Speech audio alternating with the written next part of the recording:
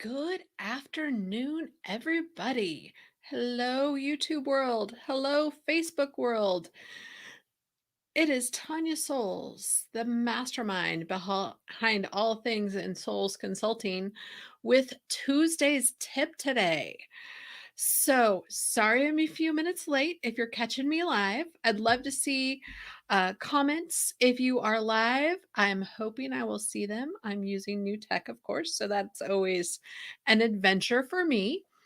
Um, but I was just watching Mike Michalowicz, who I've mentioned many times, because I am a pumpkin plan strategist. I am a fix this next strategist. So I have some cool tools I can help with my clients. But he has a new book coming out, Get Different.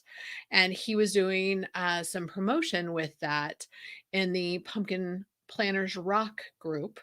And so I was watching the interview with him, which was fantastic and was part of the inspiration for today's Tuesday's tips. I pull the tips I do on Tuesdays either from things that are happening or something that I'm noticing with businesses that I work with. And this week is no different. I'm reading the book Get Different, which is about differentiating yourself to attract people. And I have working with a couple of different clients, and I'm going to give you some examples that by asking different questions, we opened up a whole new window into their business. So, drop a comment. Have you ever had that moment when you work with someone else or someone else brings something to you and you're all of a sudden like, light bulb moment? Oh my goodness, I understand. Or I see something for the first time, which is part of what happened with one of my clients this week.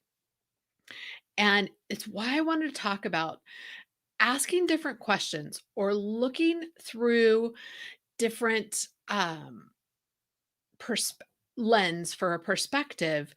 You get a crystal clear picture of your business. So I'm working in with a client who's in the professional services industry, and she is in my pumpkin plan program where we're doing 12 weeks to pumpkin plan her business to help her grow and stretch and really create the business that she wants for the future. So, one of the first things we do is do a benchmark assessment where we ask lots of questions.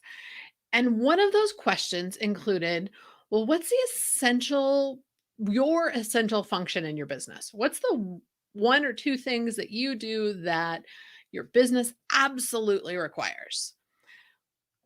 And the first thing that she said is, I meet with clients, which is fantastic. But what does that mean? Well, as we break it down and she lists out the specifics, well, I want to meet with 6 clients per week. I want it to look in this particular way with 2 new clients, 2 follow ups for my newer clients, and 2 annual reviews for my existing clients, and really structured what that would look like in her ideal future. Well, how many clients do you currently have? She had no idea.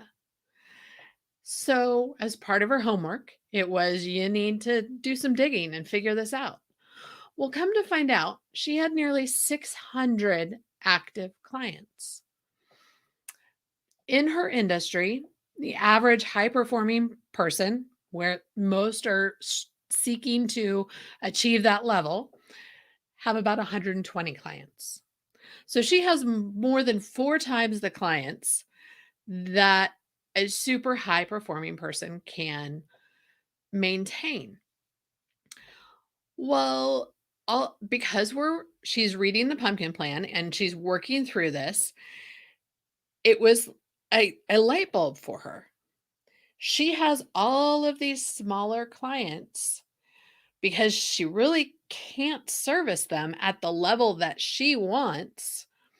So she can't grow them into bigger clients or into her giant pumpkin.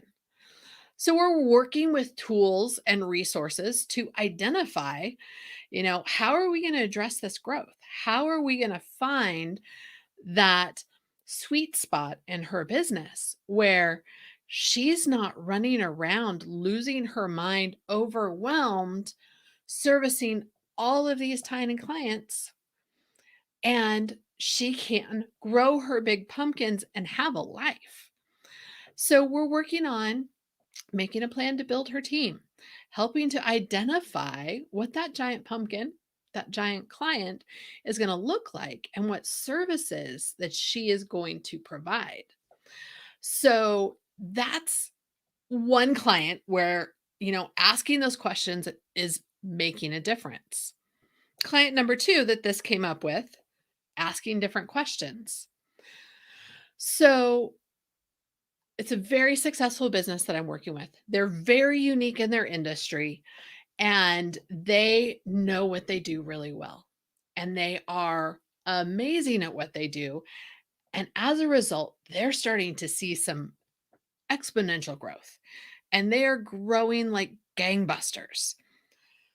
But because they just kind of happened into business, those kind of foundational things like mission statements and vision statements never really happened. So now they want to focus and create these moving, motivational vision statements and, those powerful ones that inspire you. Do you have a vision statement like that? I would love to see vision statements or mission statements in the comments. So if you've got something powerful, let me see it. I want to see it. I love examples of fantastic missions. So we started having the discussion about crafting their mission statement, and they didn't even know where to start, which is like most of us. I will be the first to admit when I started my company, the idea of the mission statement was like, I don't have those flowery words. I don't have that marketing brain to tweak. I get it, but I wasn't asking them to write their mission statement. I asked them very clearly to write their vision story. So I wanted a story. Didn't care about a 1 or 2 sentence power punch. I want the story. I want to see what the company is going to look like in 5 years.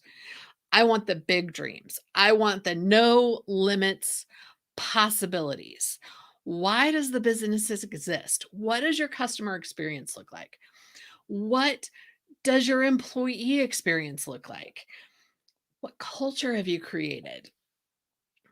All of these questions, pulling those details that we're going to use to build that vision statement, build that mission statement.